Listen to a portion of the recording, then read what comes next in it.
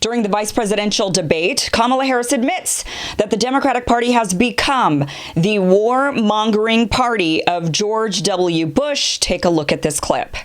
So I'll tell you, Joe and I are, I think, particularly proud of the coalition that we've built around our campaign. We probably have one of the broadest coalitions of folks that you've ever seen in a presidential race. Of course, we have the support of Democrats, but also independents and Republicans. In fact, 7 members of President George W. Bush's cabinet are supporting our ticket.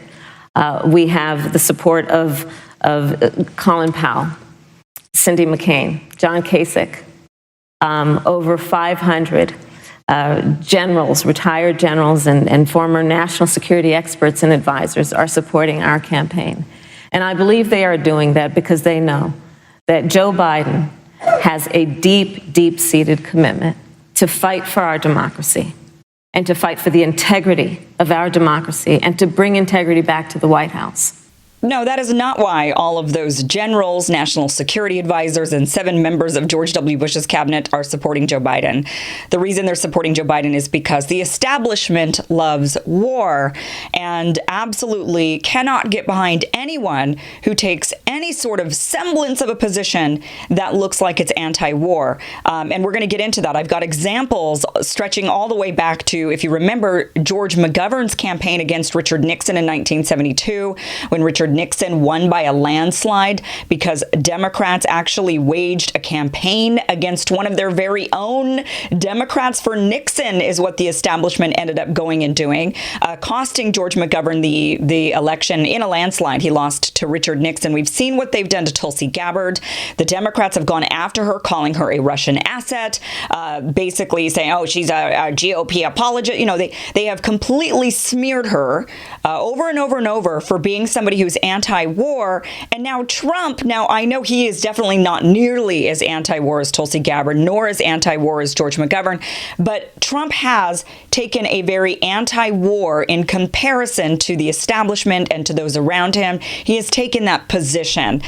John Bolton actually chronicles this in his book, The Room Where It Happened, whatever his book's called, where he basically goes on and smears Trump as somebody who's inept because Trump wants to withdraw troops. And John Bolton makes that case in his book. He's saying, oh, look at how inept this guy is. He doesn't listen to any of his security advisors around him. You know, he's wanting to just pull troops. He's wanting to ramp down. John Bolton goes into details as to what happened with Afghanistan. Trump said, all right, fine, we'll do it your guys' way. We'll ramp up some troops. You know, when Trump first got into office, he said to all of the people, fine, we're going to do it your way for a little bit. According to John Bolton, this is in his book. And so he did. He ramped up and sent more troops to Afghanistan. He did more drone bombings. You know, he did all of these things. And then in the book, John Bolton talks about how Trump would admonish generals and say, you failed. This is a failure. We need to get out of there. This is, you know, your ass is being kicked. You know, he's saying these things. And John Bolton is chronicling this like it's somehow a bad thing. That the president is saying, I want out. And I've been wanting out, and I tried it your way, and it didn't work, and now we're getting out.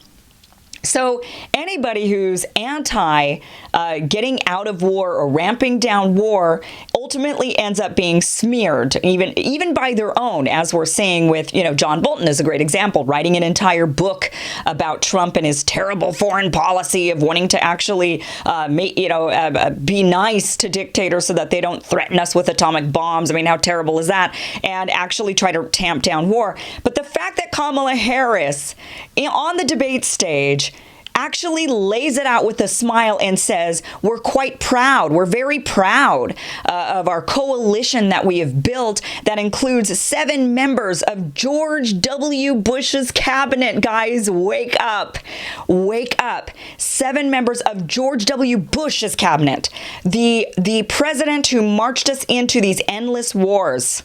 Remember that guy? The one who lied us into Iraq?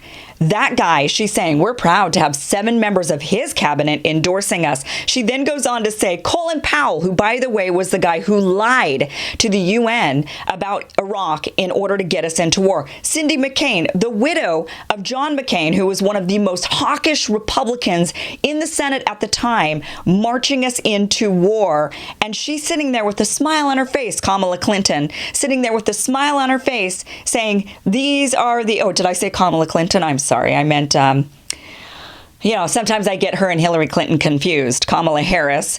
She goes and says, we're so proud of this coalition that we have of these 500 generals, national security advisors, Colin Powell, Cindy McCain, 7 members of George W. Bush's cabinet. This is outrageous, guys. And what you need to do is wake up and pay attention to it. The Democrats have become the party of war. They're the ones, in this debate, she also talks about Trump. Basically, Democrats have taken on anything Trump has done is bad, right? So he gets out of the Iran nuclear deal and they say that's bad. Now, I agree that that was bad. And I think, maybe that deal could have been strengthened. Maybe there were some other things that could have been done.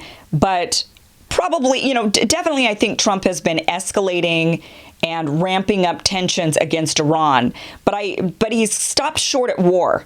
And I think people should not lose sight of that. Everybody knows that if a sitting president wants to be reelected, the best way to do it is to march us into a war. Trump has not done that. So anyone who wants to make the case to me that no, he's a secret warmonger and he actually is just as bad as the warmongering military-industrial complex establishment, I'm not going to buy it because we're not in a war right now. And if Trump really cared that much about being reelected, he would have marched us into war if he cared more about being reelected than being anti-war. And he's actually been consistently against war for decades now. So I really think he actually is. Now, there's a lot of things I don't think he cares about. Healthcare is one of them. I don't think he cares about healthcare at all. I think he's just picked up the Republican talking points and says, okay, Mitch, what do you want me to say? And Mitch McConnell says, just tell people that we're going to give them better health care. Just tell them, we'll protect pre-existing conditions. We'll do all of that, Mr. President. So Trump picks it up and says all that crap. And then when he's pressed on, well, what's the healthcare plan? What do you have in mind? He doesn't have anything in mind because he doesn't care about healthcare. But I do think he cares a bit about foreign policy and war. He's talked about it a lot over the last few decades. So that, look, if he were a warmonger, we would be in war, and we're not. And the fact that we're not in this war, and all of these generals and these cabinet members and Republican establishment have now switched over to Joe Biden, that should alarm everybody. Now, I know I hear from a lot of my Democratic friends who say, oh, but we've got a climate crisis, we have a healthcare crisis, we have all of these things that Trump's attacking, and I agree with that. He absolutely is a disaster for American healthcare system, which I'm a big proponent of Medicare for all. And he is a disaster for that. He is a disaster for the climate.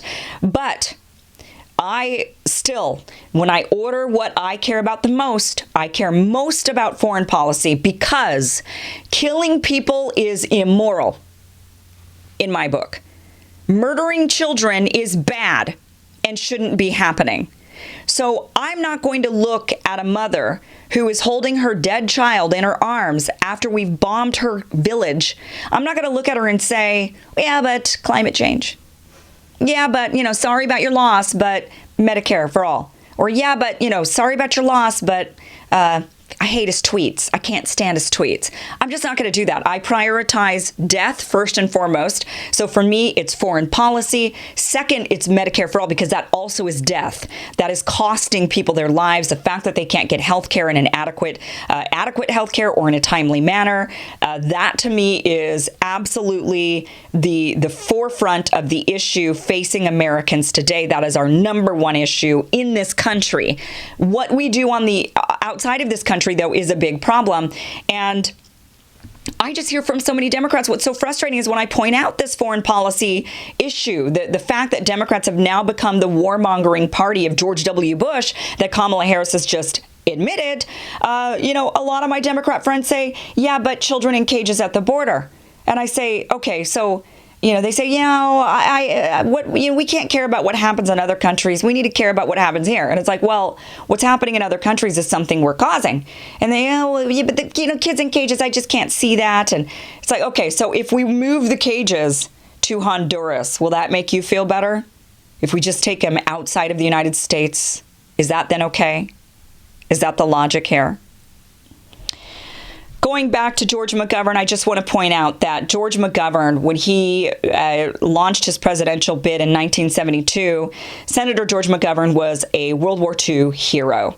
He was a fighter pilot who flew 35 missions over German-occupied Europe. He even was awarded the Distinguished Flying Cross. He was very much a decorated war hero, yet he was very outspoken when it came to the Vietnam War. He was very much an outspoken figure against the Vietnam War.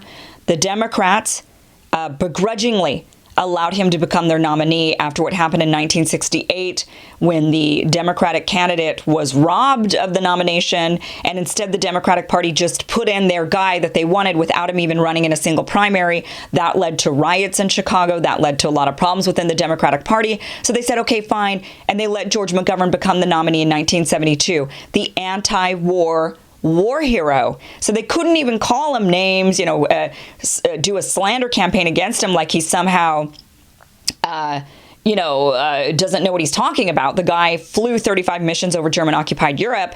He was a fighter pilot. He knew exactly what he was talking about, and that's why he was so outspokenly against it. And yet, Democrats for Nixon, the establishment, went to the Republican side, for Nixon of all people, went over to the Republican side and said, we cannot have this anti-war candidate. Once again, we saw what happened to Tulsi Gabbard inside of the Democratic establishment. They smeared her. Hillary Clinton smeared her. Hillary Clinton is the big driver behind Kamala Harris. Hillary Clinton has given Kamala Harris her entire foreign policy team. The entire foreign policy team that Hillary Clinton had slated for her administration is now slated for Joe Biden's administration. That includes Michelle Flournoy for Department of Defense, which would be, the way they're going to spin this is the left media, the liberal media is going to say, oh, this is a win because Michelle Flournoy will be the first woman to lead the Department of Defense. So that seems like a glass ceiling shattering moment for this woman to lead our War Department. Well, Michelle Flournoy is one of the architects of the entire idea of preemptive strikes, of going into nations first, not after they've attacked us, not once they've threatened us, but because they might be a threat. So we should go in there and topple them because they might be a threat. And we've seen how well that's worked out. Not at all. So Michelle Flournoy is slated to be the Department of Defense Secretary. And Susan Rice, who's also one of the architects of continuing George W. Bush's foreign policy into the Obama administration. Susan Rice is slated to potentially be Secretary of State. I've also heard rumors that Mitt Romney might be Secretary of State because that's how much the Joe Biden administration has become Republican, that they actually might be slating some Republicans into the administration. So look, this is just proof that the Democratic Party is the party of war. And Kamala Harris admits it on camera with a smile and lists all of the military-industrial complex as supporting her and Joe Biden, and therefore that's why you, the American people, should support her, because it will be more of the same. We will never have the things that we need in this country, like healthcare for all, because we're spending money on endless war. But beyond the money aspect of it, which is a problem, we spend way too much of our budget on the military and on war. Beyond that, it is a moral issue. It is a moral issue. And if you want to be the person who says I'm voting based on morals, as we've seen the Democratic establishment, the liberals, they've become this moral, authoritative Puritan party. If you want to be moral, then you cannot advocate for or be okay or stand by while we bomb children. You just can't. While we bomb weddings. You just can't. It's immoral. And it's more immoral than anything else that Donald Trump might be doing. I get it. Climate change, healthcare, I understand. I'm on board with that. But first and foremost, we need to stop murdering people so that they have a chance to survive climate change, so they have a chance to survive cancer with their lack of healthcare insurance. At least they would have a chance to maybe survive those things if they're alive, if we haven't bombed them. Thank you so much for watching. Please subscribe to the channel. Also, if you would like to support the show, the links are down below. But please, please do not forget the Democratic Party has become increasingly the party of war. They are pro-war. I've got many more examples of this, not just Kamala Harris admitting to it. And I'll be showcasing that as the weeks go by. Thank you so much for watching.